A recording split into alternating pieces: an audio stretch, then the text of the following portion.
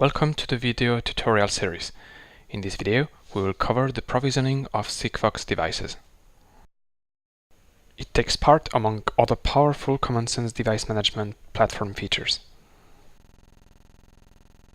Let's build an example using the endless wireless temperature and humidity sensor. To reach our goal, we will need to perform operations both on the Sigfox backend and on the CommonSense device management platform. On the CommonSense device management platform, we will need to create a device category, a container, and a CommonSense device type, which makes the bridge between Sigfox and CommonSense. To recap, we will perform on the Sigfox backend the provisioning of the device type, configuration of Sigfox callbacks, and on CommonSense device management platform, we will add some security for callbacks, create the device category, create the CommonSense device type, and finally, provision the device. As it is an internal Sigfox operation, we will not cover the provisioning of the device type. So let's start by configuring the callbacks. Let's connect the Sigfox backend with CommonSense Cloud Platform. To do so, on the Sigfox backend, navigate to device type. Select your device by clicking on the name tag. Here we are going to integrate, of course, our endless device. Then, on the side menu, click on callbacks. Then select New Custom Callback. I will open that in a new tab. Select Custom Callback. Of course, depending on the device you're integrating, the parameters won't be the same, so please configure depending on your device. Contact the manufacturer if necessary, or our support team to define those parameters. For instance, here are the parameters for the endless wireless temperature and ambient sensor. The only thing that will remain is, of course, the URL to communicate to CommonSense. As an additional security, you can also select and define headers on the CommonSense Cloud Platform. To do so, log into your CommonSense account and navigate to Profiles, Service Provider here, Configuration, and then Securing. You end up here. Select in the Sigfox line. We're going to generate a new header here in the column mode and select the header type of securization. Let's generate a new header. We're going to copy this and, of course, activate it and paste it here. That's it. The name of the header is authorization. After that, let's click OK. That's it. We have now our callbacks configured. Now that we have on the Sigfox backend provisioned the device type, configured the Sigfox callbacks, and add to them some additional security on CommonSense, let's jump completely into the CommonSense device management platform. And let's start first by creating the device category. To do that, on the CommonSense device management platform, navigate to Devices and Categories. Let's click on Add a Category at the bottom. So I'm going to just show you using a previous category how to fill that form. So we're going to, of course, provision the new device category for the endless wireless device. So just select the right code, type in the right label, tick the box viewing device status. That's gonna be helpful for visualizing the status in the status here module. The functional state delayed is a period after which a device loses its functional status. That means, for instance, the device doesn't send data for 1 hour, 2 hours, 6 hours. After that, the status of the device will go on stopped. As there's no geolocation features, we're not going to matter about this module, about this topic.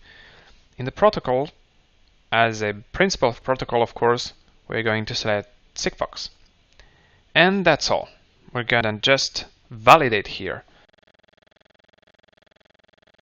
So after that, you'll be able to visualize the category here. So we're going to parameter several elements that are part of that template. So the first thing, the commands, then the data types, and afterwards the payload translation. Let's start by commands. Commands are usually already created as the Sigfox protocol allows some. Here they are. If some are missing, just use the drop-down list here in order to add the command type. Let's jump into the data types. The data types, of course, are the information that the device retrieves. Here we're going to once again use the drop-down list to select the right data types. And so this is how this table was filled using this drop-down list. Some data types were added initially when a protocol was binded to the category. This is the case, for instance, for the SNR, average SNR, and RSSI. As it is already filled, we're going to jump into the next topic, the payload translation. Here, using standard Lua scripting. First, here is the protocol already selected, Sigfox of course. Then type in a label for that script. And then we have of course our Lua scripting that translates the payload. As you can see, it is here. You can also test your payload using that tool and click test in order to ensure that the script retrieves the right information. Finally, click save. That's it. Now that we have our device category, we are going to jump into a specific step that exists only for Sigfox devices. That is the creation of a device type on CommonSense. So let's start with the creation of that special device type. First, we assume that you have a container called Sigfox backend group and the name of your organization of the category of container Sigfox backend group. To do that, please refer to the written documentation to create your container. After that, we're going to navigate to device, fast provisioning, and create a new device and provision it. Let's create our Sigfox device type. Here, select the Sigfox backend device type that you already have in possession and click create. I've already filled with the right name. Attention! The device type name must respect the device type and the name of your device naming convention. This helps to differentiate the device from the device type later. The right protocol, the right container that we've just created.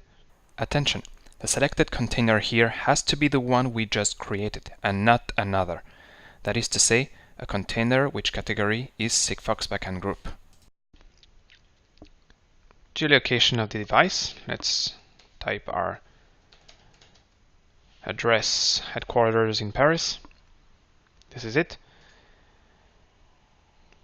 The reference zone is related to the geolocation and tracking module. Please refer to the right video to do that. Number of interfaces Sigfox, let's select 1. And those 3 informations, you will find them on the Sigfox backend. The first one is the ID of your device type. And the 2 are the API access information, your login and your password. So you can find them here. on the device type and the API access.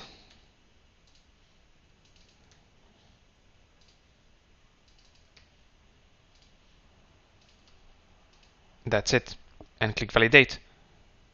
We have now created our special device type for Sigfox. The very last step consists now in provisioning the device itself. Let's do it. To do that, navigate to Devices, Fast Provisioning, and select Create a new device and provision it. In here, all the steps that we did before are going to merge. Let's select our category that we created, Sigfox Endless Temperature Humidity Ambience. Click Create, give it a right label,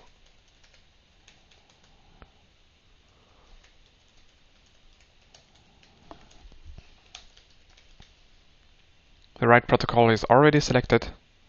As a Sigfox device type, let's select the one we created, device type Endless Temperature and Humidity.